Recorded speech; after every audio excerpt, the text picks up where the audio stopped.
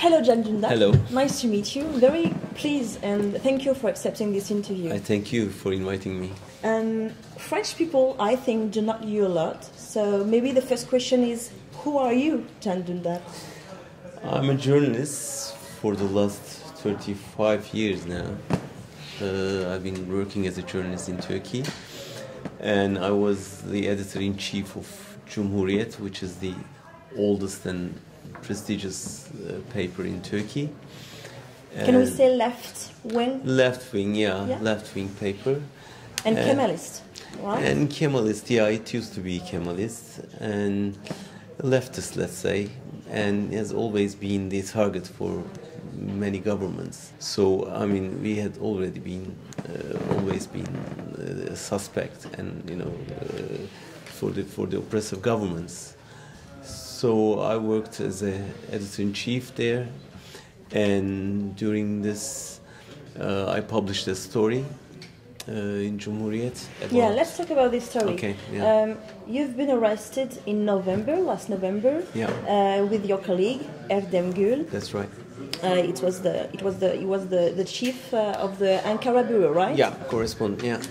And you were arrested because of this story, an investigation about what exactly? About the Turkish intelligence trucks smuggling arms through Syria to some radical Islamist organizations.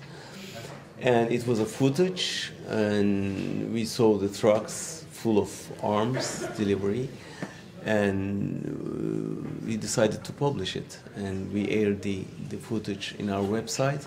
It was in May 2014, exactly, right? It was just before the elections. And the president, then he was a prime minister, got furious. Erdogan. Erdogan with the news item. They didn't deny the story, but he said He never said it never exists. No, he didn't say that because the video footage is so clear. But he said it was a state secret and it shouldn't be revealed. And he said about you, Erdogan, so the president of Turkey, he said he will pay a heavy price for this. Yeah, and I've been paying this for 1.5 years now. And it was a heavy price, and it was really strange that a prime minister,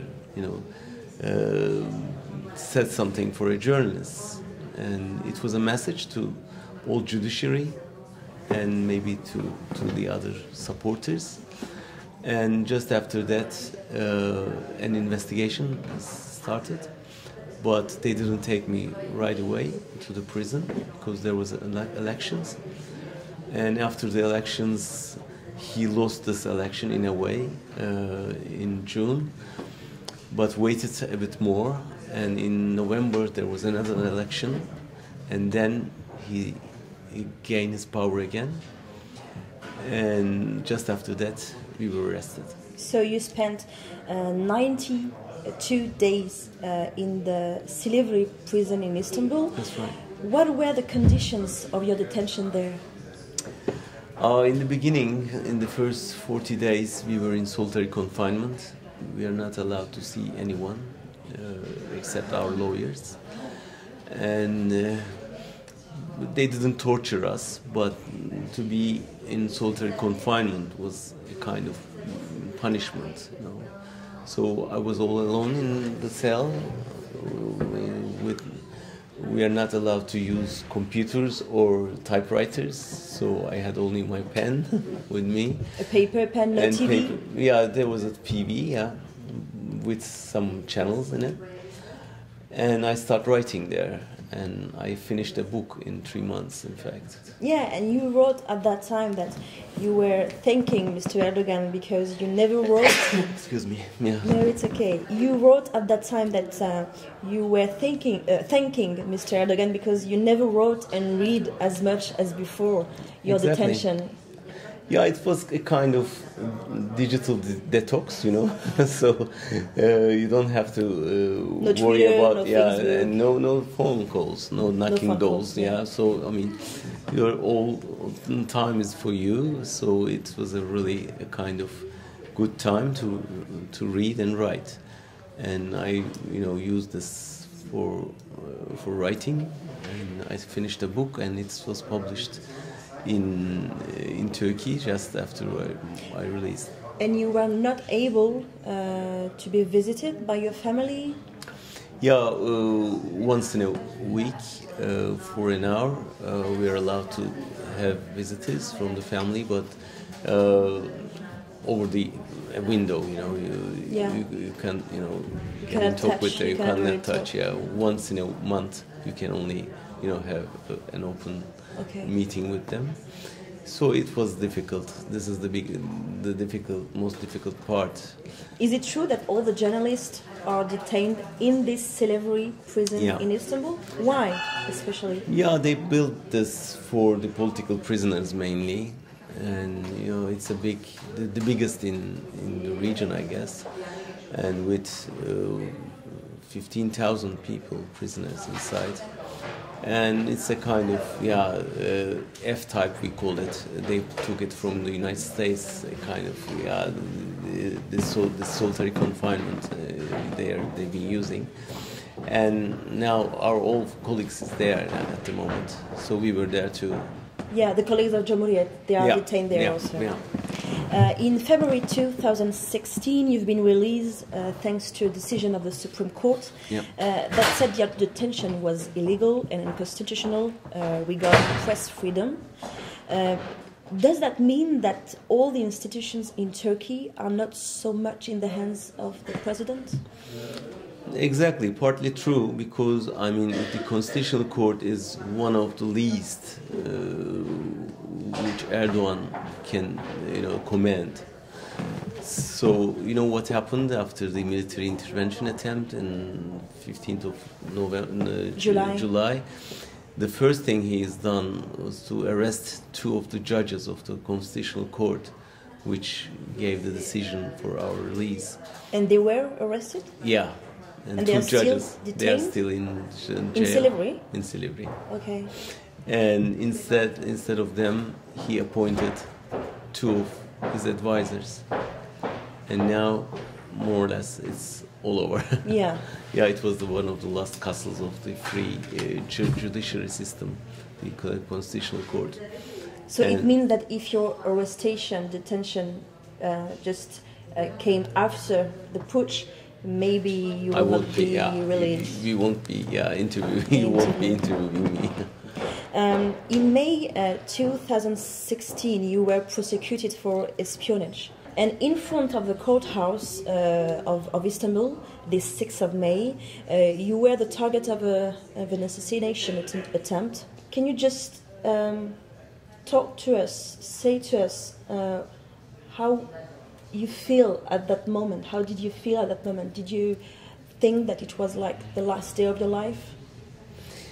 Yeah, we were waiting for the decision of the court, and they said that you may go out of the courthouse. So we were going to have a coffee and wait for the decision.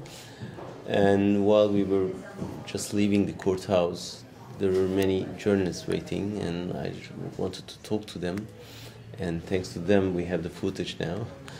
And I suddenly saw someone coming through me with a gun in his hand. And of course, first I couldn't understand, but he shouted as traitor. This was the word Erdogan used to use for us. And he was inspired by the president, I guess. And he shot it twice, I guess. And I remember the sound and the smell, in fact. And one of my colleagues just pushed me towards the other side, but I didn't notice that my wife jumped on him and tried to grab the gun from his hand. And I just saw it afterwards. And I don't know whether he was trying to kill me or warn me, I don't know, but afterwards he said that he didn't intend to kill me, it was a warning, and tried to hit me from my leg. It's a mafia type of, punishment in Turkey. But I guess this was the price he was talking about, Erdogan was talking about. I mean, in the list. If you go too much against, too critical, too vocal against the government, this is the price you may pay. And this guy has been prosecuted? This guy has spent 5 months in prison, and then they release him. Why? Because they said the intention was not to kill me, just to hurt me. So he had enough in prison, and they will, the case will carry on. But the arrestment period is fine for him, and that's enough for 5 months. They release him, and they gave him his passport back. So there will be no trial for him? No, there will be a trial, okay. But yeah, he won't be under arrest. Okay. So the photography of Turkey now is this one, after the purge. 35,000 people arrested. Journalists, judges, lawyers, militaries, professors. 170 medias closed, newspapers, TV, radios. 105 journalists detained, and 10,000 government employees suspended. What do you think about the reaction, attitude of the European Union toward the government about this situation? Europe couldn't understand this military intervention attempt in the beginning. They are shocked, and they didn't give any reaction for a while. And Erdogan got furious because of that, because he was expecting a kind of solidarity from European partners. But do you agree with it? Yeah, in a way he was right to do that, because in Europe many people thought that it's a conspiracy planned by Erdogan to enhance his power. You don't think? I really don't think so. It's too much conspiracy, because I believe that this Gülen movement is dangerous enough to do such things, So we've been warning the government about the danger of to build up a secret state into the state. And the problem is Erdogan has been using them, and they replaced them into the state machinery. And they were partners, and we were the ones who were, warning the government. But afterwards... So you think that, sorry, just to understand well, you think that the government and Erdogan is the victim of the putsch? They wanted to topple him, I guess, because they were partners, and they were governing the country hand in hand for years, and they split it, some economic and political reasons. And afterwards, they start to war, a kind of big war. And because of this war, I guess they are partly responsible in this military coup, but we don't know yet about the details. This is just, we can estimate only. But I thought there is no other organized movement in Turkey rather than them. And the first, I don't want to accuse anyone, but I thought it was something serious. I mean, it can't be just a government's planned something, conspiracy. So in that sense, that's the danger that we were, warning them about. Now they understood, but it's a bit late. So what do you think that the purge, which arrived just after the putsch, is like the reaction of Erdogan because of the silence of the European Union? Because this is what you think? No, the European governments were silent against this the coup. Putsch. Yeah, the putsch. So that's why Erdogan was angry with them. Then, but afterwards, Erdogan began to use this putsch to enhance his power, and we survived from a military intervention, but then we faced with a police state. So I mean, more or less the same thing. I mean, if they would succeed, the soldiers, there will be that kind of people arrested, and journalists will be in jail, and the whole judiciary will be under their control, etc. So nothing has changed for us, really. I mean, instead of a military government, we have a police state, really. I mean, they are more or less the same people, and two Islamic fractions were, killing each other. That's all. But now Erdogan is using this cause to oppress all the opposition in the country, and that's what we are criticizing. Otherwise, I mean, we very well know the danger of this movement. But surprisingly, ironically, he is accusing us to be a part of this plot and the Gülenists. Yeah. But what about the attitude of the European Union? Yeah, this is something else. This refugee deal really, I mean, functions as a tool for Erdogan, to stop the criticism of European governments. The government was blackmailing the European governments, and he said that if you are so critical about me, I can just open the borders and send back the whole Syrians. And it worked. And it's unbelievable that Europe has been so silent about what's going on in Turkey. And they arrested so many people, and they closed down media outlets, and now they are just arresting the parliamentarians. And it's so shameful that I don't hear anything about that, for example, from the French government. And in some parts of Europe, like Germany, they said now they are concerned something. But it's a bit late to be concerned. It's just burning now. Do you think it's like a shame? Yeah, I'm so disappointed because, we are the ones who are working, struggling for the Western ideals, press freedom, secularism, democracy, etc. And they should have been in our side, supporting the modern face of Turkey. But instead, they were hand in hand with the Turkish government, keep silent and just watched what's going on. So of course it's a bit disappointing for us. Returning to your case, Can Dündar, what do you answer to those who said about you that you fled your country, that you let your colleagues alone in the jails or fighting themselves there in Turkey? What do you answer to them? Well, first of all, I left the country before the coup, so I didn't know that. So I was in Barcelona trying to write a book, and it was in.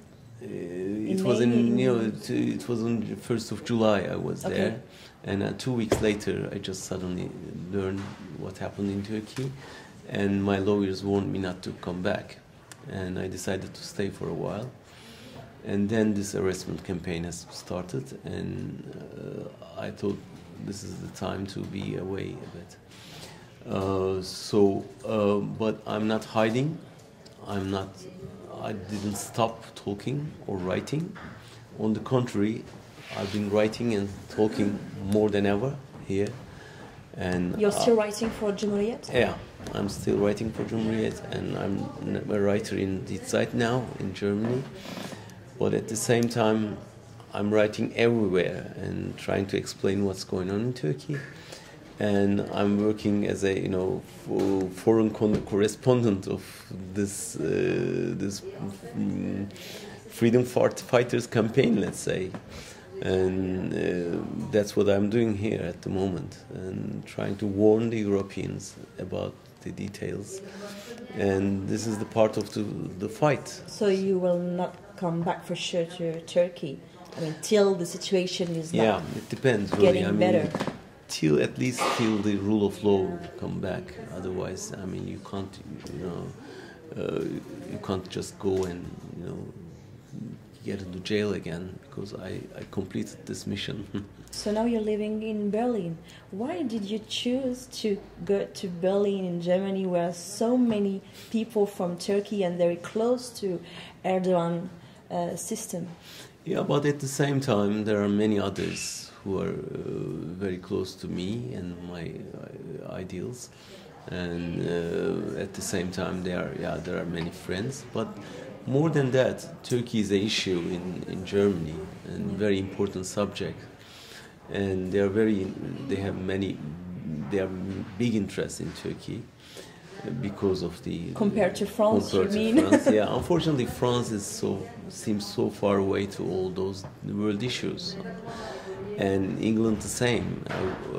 I went to London and saw that after the Brexit, they are so busy with their problems and they don't care much more about the international rest. affairs. Yeah, but in Berlin, on the contrary, there's a huge interest, and they offered me a kind of scholarship from RSF. Yeah. Okay. And decided to want me to write for them.